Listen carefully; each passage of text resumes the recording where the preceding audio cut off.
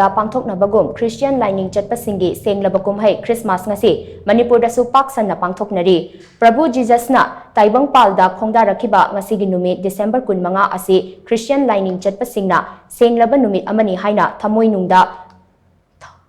Thagon naduna numit asida Prabhu Jesus ki Maphamda khurumduna amadi laishon tinshon gi thauram kaya pangthokpana Kumhei asigi mapung oina thauram oiri amana amada mateng pangnaba ngakpi haiba amadi nushi chanana hingminabagi paujil piriba Senglaba Christmas ki Kumhei ase Manipur gi tonganba district singda pak Sanna Pangthoknari Kumhei asiga mari leinana lamdam asida leiriba tonganba church singda ngasi ayuktagi hauna Prabhu Jesus ki Maphamda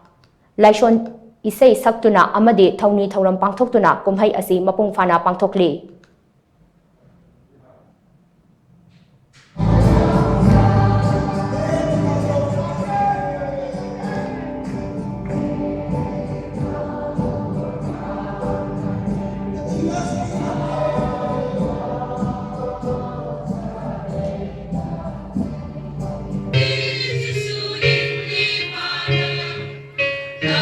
Yes.